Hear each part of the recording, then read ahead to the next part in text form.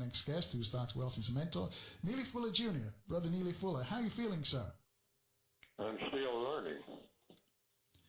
And that's the way to be. Still learning, because if you know everything, you might as well check out. But thank you for joining us today. Hopefully you'll help us understand, give us another edition of how to understand how racism and white supremacy works. And one of the questions I was thinking is speaking to these young men that we just had, and the fighting in between each other. Why don't they keep fighting each other? I'm still trying to get a concise answer. Why? They turn on each other. Can you explain that for me? Is that part of the racism, white supremacy as well? Yes. The racists are warriors. They are the most efficient warriors in the world. And black people are imitating the war mentality. Be at war. Get up. Shoot. Find somebody to shoot at. Be pugilistic. Always have your fist balled up. Be ready to fight. The statues that you see in the cities all over the world, the most civilized places, quote unquote, will have statues of people who are not doctors or lawyers so much. They have a few of those, but most of them are warriors. Most of the parades are about, well, hey, I don't see anybody with any guns in those parades or anybody who's, quote, unquote, representing military. Get them out here. Have them down front there. So, directly or indirectly, you pick that up at a very early age. All of the heroes in the third grade are people who wear suits of armor. And the ladies are taught. At some point, the young black male, under normal conditions, is going to be attracted to a female, and the females say, well, what am I attracted to? Well, I'm attracted to that knight in shining armor, because that's what they were taught. Not the blacksmith, not the shopkeeper, not the doctor, not the lawyer. Maybe a few of them may be on the periphery, on the edge there. But the knight in shining armor is the criteria. That guy coming in that white horse, usually a white person, in a suit of armor, and what? A sword in hand and another one, short one, usually, on the sidearm they call it. That's another arm. An arm not designed to pick up things or do something of constructive value, but to chop off somebody else's arm or somebody else's head in case the main sword gets broken. And we see that. It's a subliminal thing, but that's what they pick up. So, 10, 15 years later, 16 years later, sometimes 12 years later, hey, they don't have, sometimes it's a sword in the form of a short knife or something, but if you can get something that's a little more efficient to be up to date, you get what they call a gun. All right? And you have people in so-called Civil War generals, taking up a lot of space in public squares, who have a sword and maybe a firearm called a sidearm of some type, a flintlock pistol of some type, probably not in hand but stuck in their belt. And these are heroes. They have funerals for heroes, big ones. A doctor died. Let me jump in here and ask you the question, though. Yeah, but let me jump in and ask you this, though, Neely Fuller Jr. So when did they turn on themselves, though? Well, they look around and they say, well, it's a heavy penalty if you go around shooting white folks. So we got to shoot somebody because that's what we're taught to do. That's what we're taught in school. And when we hit the streets, we see it. And it's been handed down from generation to generation. And when we make movies, We're not making movies about people caring about each other or trying to help each other do something halfway constructive. If it's black people in it, it's about black people killing black people for the most part. Gangsta. Oh, really? Yeah, that's what I want to be. How do you go about being a gangsta? I want to be one of them things and run up and down the street just shooting people all day long. And then if I survive to the next day, do the same thing. And they shoot back at me and I shoot back at them. And that's supposed to be what? Fun. That's supposed to get me prestige. That's supposed to be that knight in shining armor that the girls are going to like. Okay? That's really what it is. Look at it for what it really is. That's where it comes from. So that's what we do. We're not looking forward to anything else. You can't even name anything. All you got to do is ask them, what are you looking forward to? And they'll mumble something or whatnot. But generally, when you just watch them, I think it's Confucius who said, you don't have to talk to people about nothing if you want to really find out about them. All you have to do is just stand back and watch them. I think that came from Confucius. Hold that thought. We'll pick up on Confucius when we come back. And hopefully you'll tell us how can we solve this problem. How can we stop fighting and shooting each other? 800-450-7876 to speak to our guest, Neely Fuller Jr. We'll take your calls after this short break on 1450 WOL, where information is power. Hey, thanks for staying with us, folks. Our guest is Neely Fuller Jr. If you're listening to us on your computer, well, online, just tell folks that Neely Fuller Jr. is back on the radio at WOLDCnews.com. I'm back in Facebook jail again, so I have a problem getting this out for folks. So if you're out there, just let people know that Neely Fuller Jr. is back on the radio at WOLDCnews.com. Neely Fuller Jr., before we left for the break, my question to you was, since we know that we're fighting each other, what can we do? Is there anything we can say, anything we can stop this, turn this around? If we don't point out racism and its effects, the system of white supremacy, and put the blame right where that belongs, right there in that court and no place else, this is going to continue. I mean, we're going to be going through this anguish, 200 years from now. It's on automatic. Always has been. It's because we don't consistently say you have to get rid of racism in the form of the system of white supremacy, the entire system, in order for this to stop. It cannot stop, will not stop. Without doing that, you can't pick around at it. You can't just wring your hands and have balloons and flowers on a fence and hugging in front of black funeral homes over and over again and think that that's going to do it. No, it's not going to do anything. You just look forward to the next one.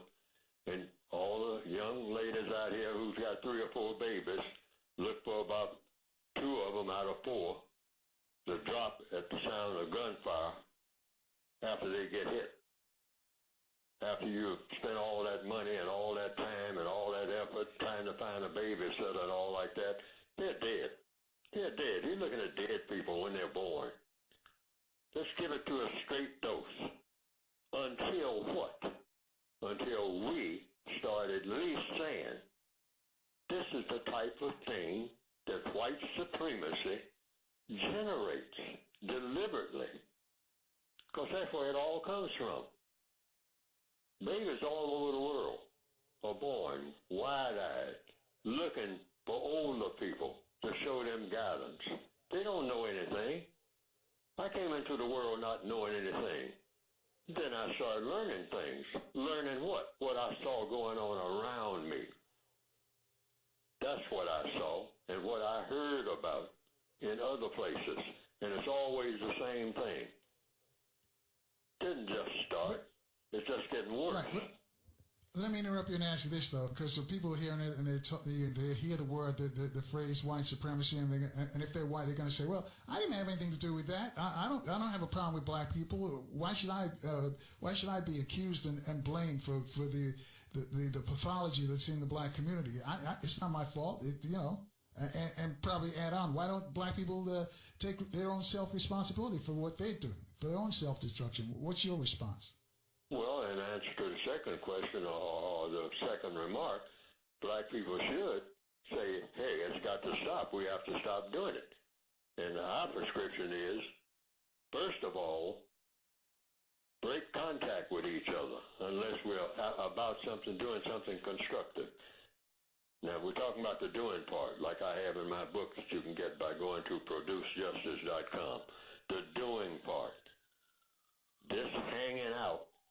See, that black people are togetherness people. We're always talking about getting together. We're the most poisonous people in the world. We've been made that way. So you don't spread poison. And how do you counteract spreading poison? By breaking contact. That's how you do it. If someone is carrying disease, you can sympathize with the person, but you don't come in contact with the person in such a way that the disease is spreaded. And black people are disease carriers. All of us. We are just as loaded with poison as we can be. And when we get around each other, that poison is going to spread. It's going to. We can talk all we want to about how much we love each other. That's a big lie. That's a super lie. I mean, that's an over-top lie that we keep telling ourselves. And the more we lie, the worse it gets. No, we are poisonous people, but it's the white supremacist who has put the poison in us because we don't like being black. We need to tell the truth about that. We talk about we're proud to be black. We're lying. We're lying. We're flat out lying. We're not just making a mistake. We are lying. Because what makes you say that, though? To hate everything that's black. And the teaching has been very efficient. And we try to cover it up. I mean, you know, with cosmetics and all this type of stuff and whatnot. No.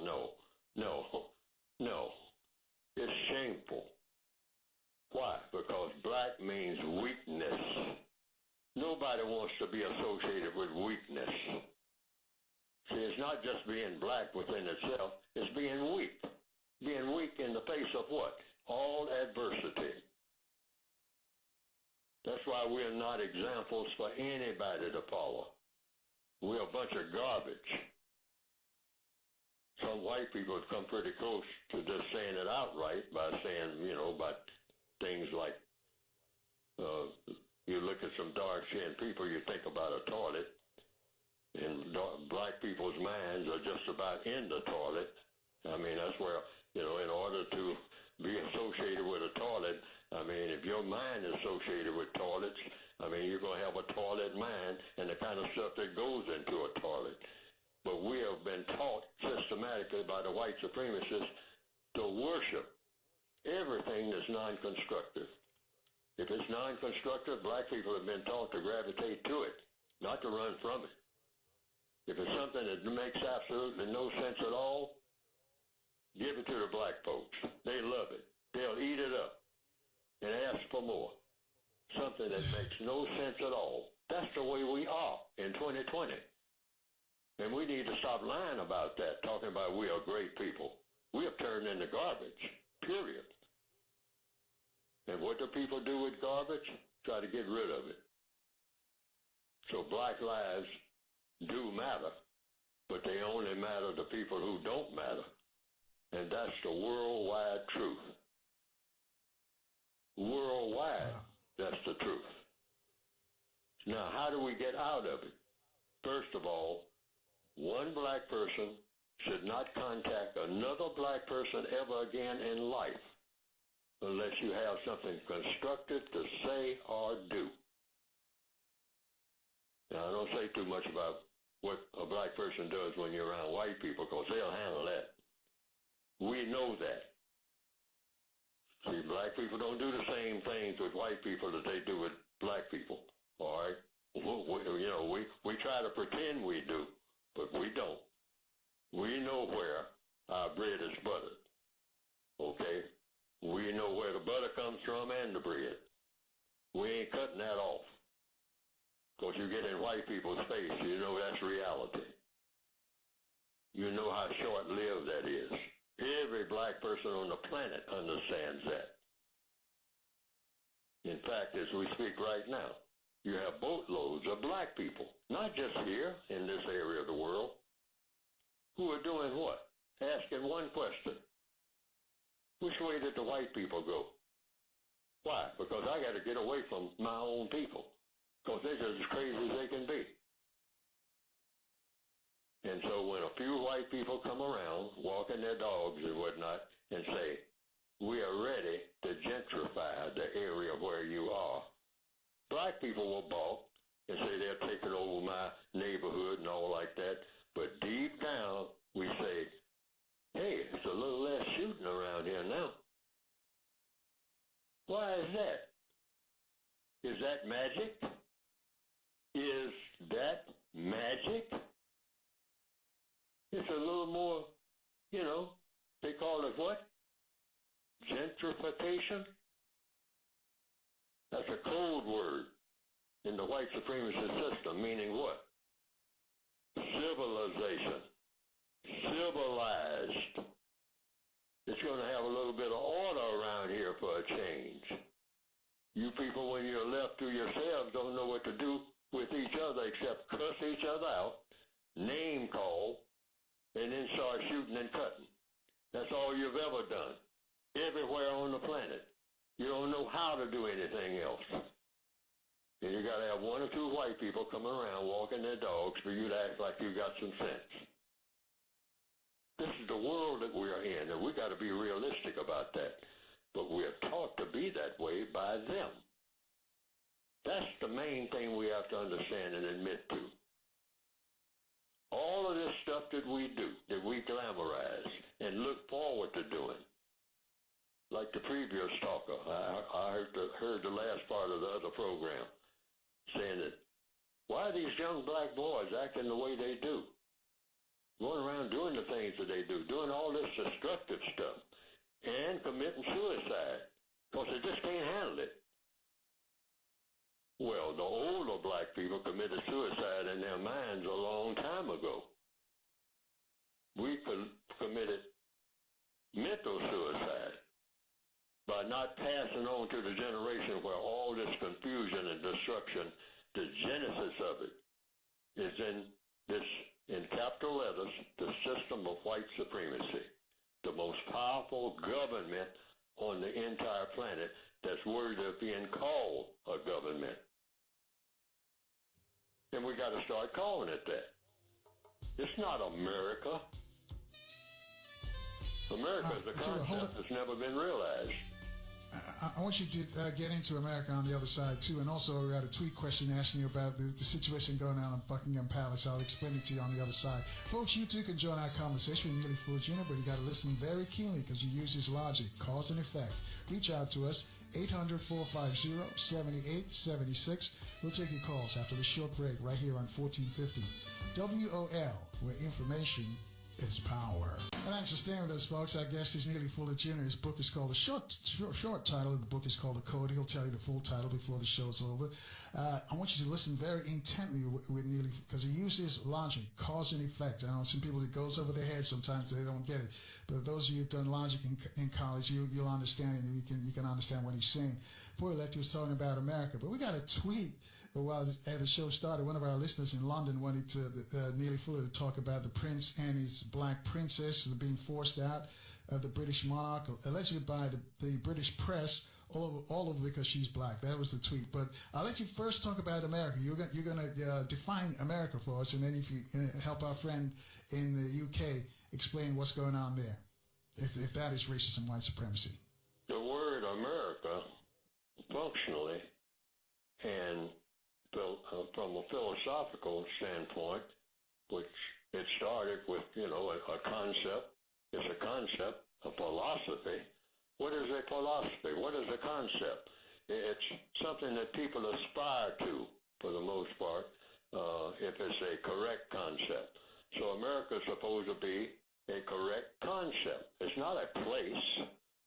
That's why they call it Americanism. and it's not a people until the people qualify to have the title of American. So what exactly is an American? Or for that matter, what exactly is an African? Or for that matter, what exactly is an Asian?